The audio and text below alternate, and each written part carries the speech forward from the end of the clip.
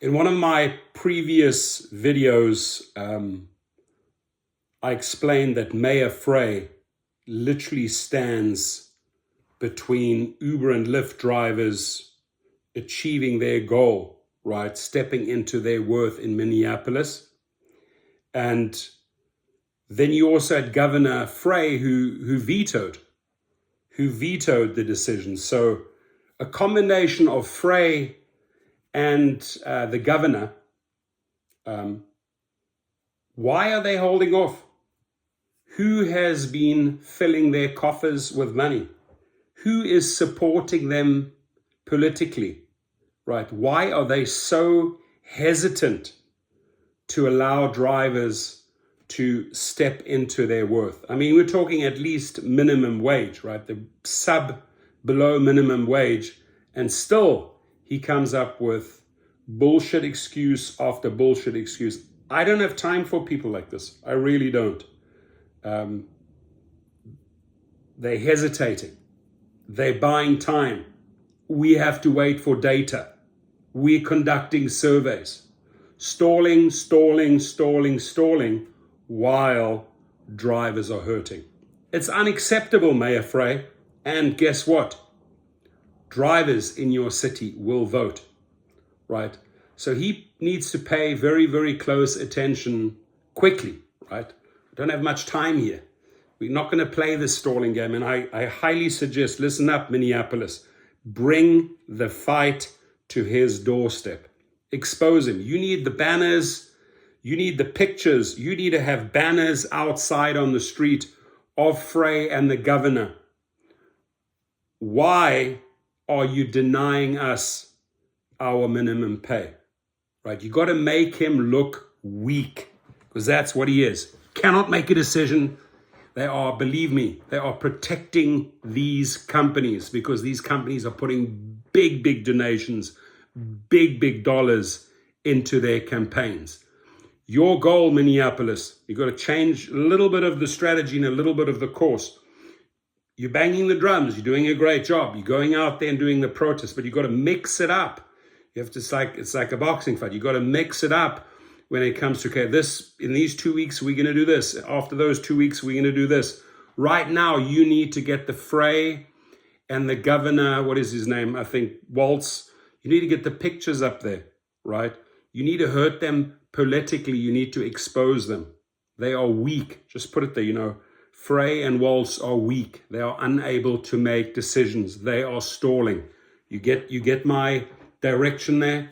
But we'll listen to what he has to say. This guy is a typical, he's a dancer. He dances around, cannot make decisions. Everyone, so we got two topics for today. The first one that I wanted to bring up was the ride-sharing ordinance, which is involving a very important legislative action that is likely taking place at the full city council meeting tomorrow. First, I want to give you my position. I support more than doubling the rate that drivers for rideshare companies are able to make. I support making sure that the work that they do is valued and that they're able to get the... I'm going to stop you right there. I support. However, I'm not able to make a decision. I support. However, I'm too weak when it comes to making a decision. Question is, are you really supporting the drivers? Compensation that is indicative of the hard job that they have. Now, the council wants to take that pay even further to a rate where Uber and Lyft would effectively leave the city. Not only would that not do any good for the drivers, because it doesn't do it. Okay, so the fear-mongering here, right? And this is a direct swipe at drivers. Oh, they will leave the city. So you telling me, Mr. Frey, that you have actually bought in to the belief that Uber and Lyft, who've always been bluffing, have had an entire history of bluffing, never pulled out of California, have never pulled out of other cities, always threatened. But the bark, and the bite are two different things when it comes to Uber and Lyft, right? And you are buying into the hype that, oh my God, they could be leaving our city. And that just goes to show me once again that whatever the spokespeople, whatever Uber and Lyft sends them, hey, here are the lines we need you to follow in these meetings. Plenty good to get a pay raise if you no longer have a job, but it's also very problematic for residents of our city and tourists, people that use ride-sharing service in some form. This is people with a disability. It's people of lower incomes that can't necessarily afford to buy a car, and when public transportation doesn't work in full, they need a mechanism from getting from point A to point B. This is for people that work odd hours at times, that just need to be able to get to a job or place of work without an automobile. This is also for tourists, people coming to our city for a convention or otherwise that show up at MSP and need to get to a hotel or their convention center. All of these are ways that rideshare is ultimately used, and if this were to leave our city entirely, yes, of course, it's a big problem. Now, importantly, we don't need to choose between giving drivers a necessary raise and continuing to have Uber and Lyft in our city. We can do both of these things at the same time. If we engage all of the different entities involved, that's drivers, riders, and rideshare companies like Uber and Lyft, we're able to strike a balance and meet the necessary goals that I think that we all share. Now, I'm going to make a prediction. I said this yesterday, and I hope that I'm ultimately wrong. And that prediction is that the City Council is going to move forward with the exact same dollar figure, the exact same rate of pay that I vetoed about a half a year ago. Half a year ago, I told City Council members that I was willing to dramatically, in fact, more than double the rate of the pay, and I would sign such an ordinance into law. I sat down with City Council members. We provided emails documenting exactly what we were willing. So I was going to sign this, but I didn't sign it. You stalled 6 months. You bought Uber and Lyft 6 months of abuse, Mr. Frey, right? And he needs to go. I don't know if he's up for re-election, but he needs to go. If he is unable to act, if he does not step up as a politician, right, and buys into all that bullshit Uber and Lyft fear, oh, the riders' rates are going to go up, the companies are going to leave the city. He is simply buying time, drivers. You need to take the protests in front of his offices or out on the street. You need to have posters with his face, with Tim Walz's face. Why are you too weak to make a decision? Period. Willing to support and what we weren't willing to support. We met with all of the different stakeholders, from rideshare companies to drivers to riders, to try to find legislation that would ultimately work. The members of the City Council that drafted the policy did not do the same thing. They did not engage with all of the stakeholders that are involved. And because of that, I have concerns that the ordinance that is being brought forward lacks balance and could potentially result in Uber and Lyft leaving the city entirely. Now, we may have the votes to be able to sustain a veto override. We may not get overridden, thus, of course, keeping Uber and Lyft in the city, but that would not result in drivers getting the necessary bump in pay that I think we all support.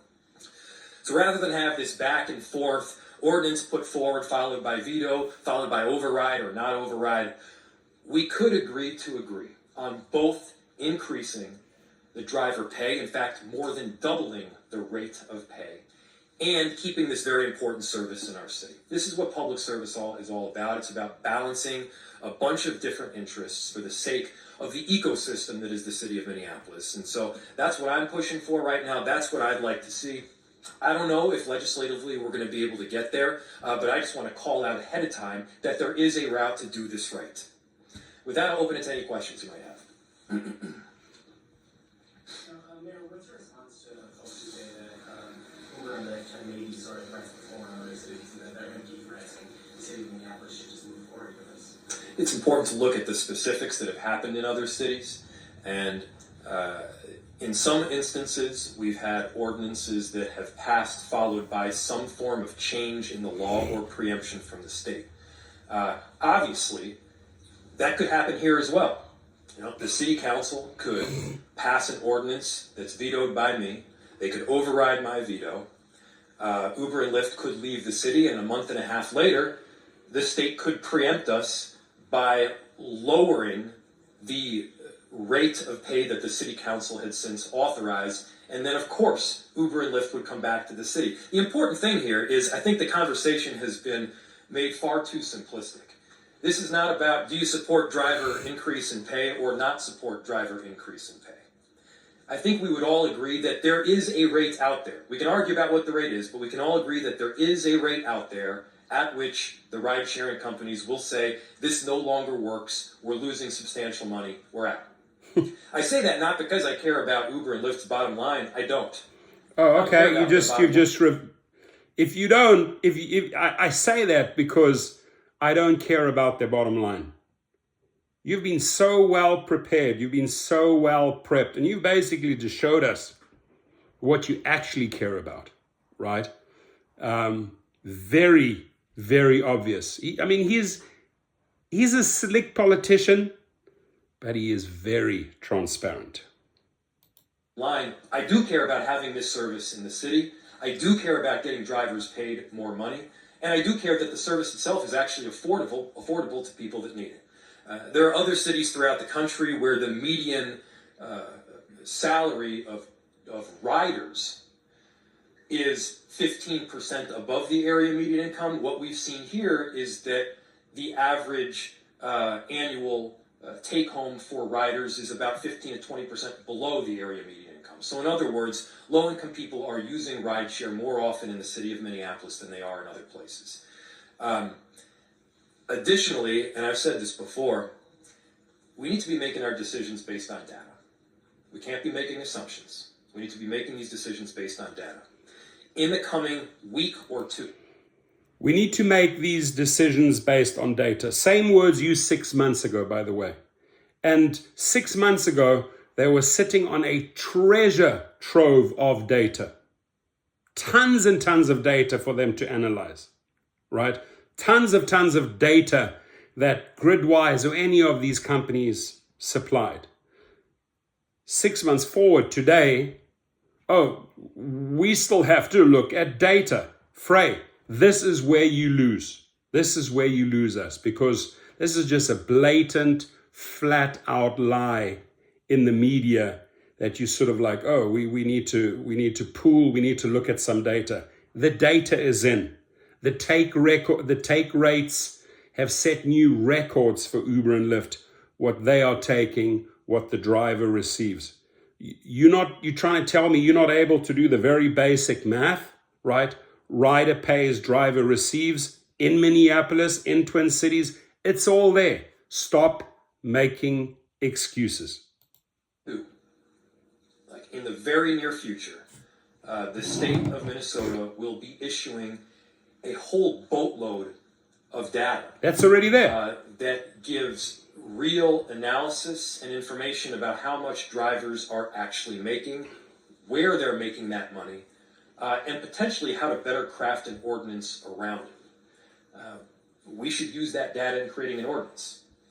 Now, I have a figure that I put forward that I believe will both increase the rate of pay for drivers, and we hope will keep Uber and Lyft in the city.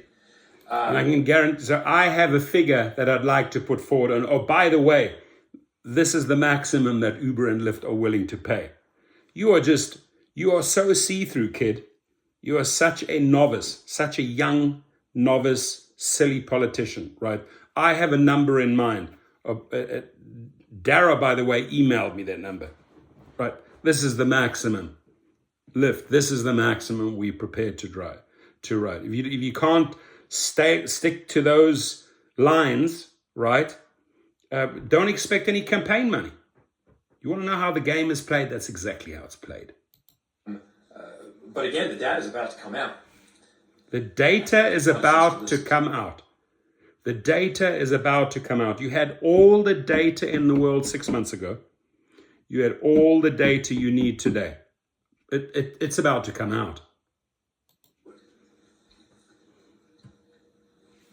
Mayor Frey, so I think I heard you say if the state made a law, then the city could maybe go back and lower the rates, just as an example.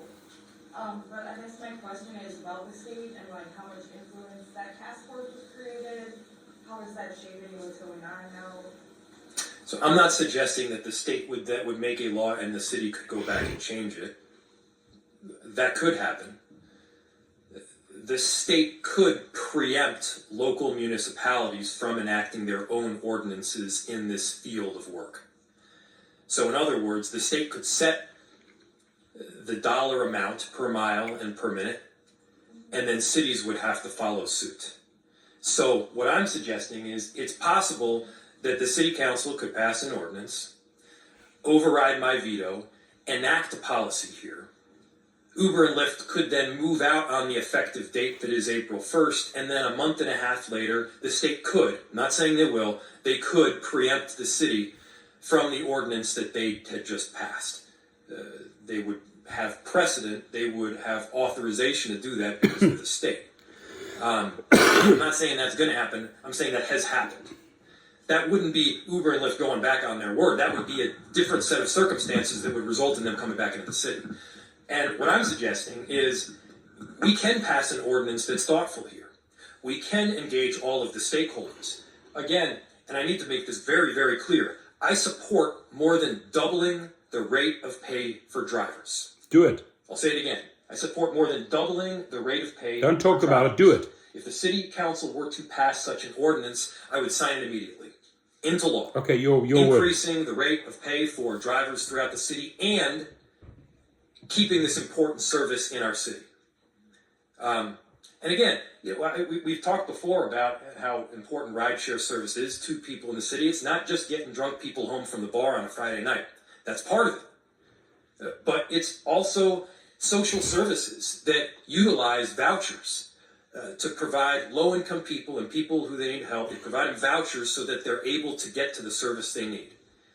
It's to help out with people that have a disability, get to a job or get to treatment or get to the grocery store. It's helping people that don't have a car. I mean, we're talking about moving away from a fully individual automobile-centric mentality, and part of that is giving people options. One of those options is public transit. We're encouraging people to use it. Another one of those options that people without a car occasionally use is rideshare. It's not the be-all, end-all. It is an important mode of transit, though. What was the rate that you supported? Was it $1.17 a mile? We upped it, so it's $1.20 a mile, 34 cents a minute.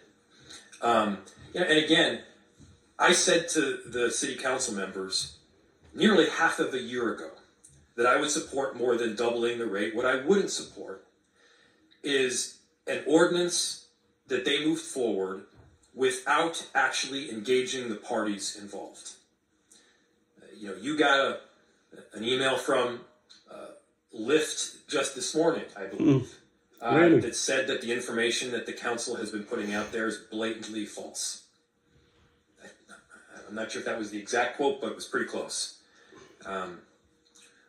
We should be asking all of the entities involved what the impacts are. We should also not be afraid of the data itself.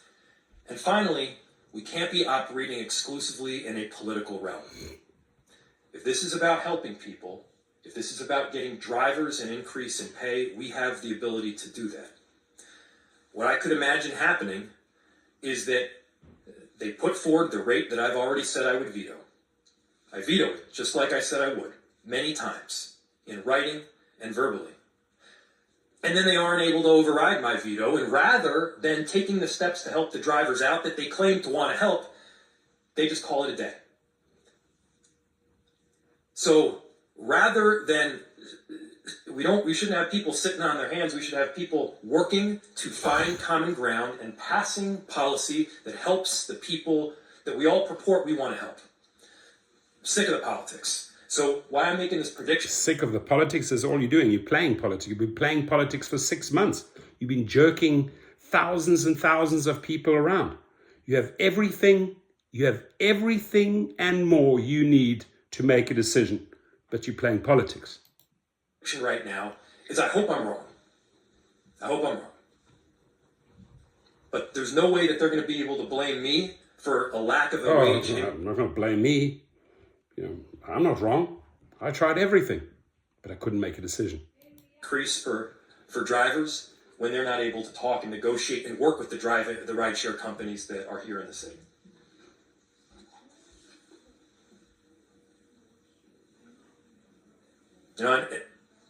Any other questions? Do the rates you're proposing have any other benefits for drivers instead of $5 minimum, or what do we have information about? There is a $5 minimum. I don't know that necessarily comes through an ordinance, but through policy that the rideshare companies have implemented. You should probably talk to them rather than quote me on this. Additionally, I do believe that there's quite a bit of room to talk and negotiate about additional benefits beyond the wage. I'm not a legislator. I'm not on the city council. I'm a politician. But if they were to take the time to talk with the organization that they may very well disagree adamantly with, I do believe there would be common ground. And this is one of the problems right now in politics today. You designate certain organizations and people as villains and certain organizations and people as benevolent, and you don't talk outside of your little bubble. Talk with them. See what they're willing to do. You might find a win-win situation where you're able to keep this important service and give drivers the raise that they need. So that's what I'm for.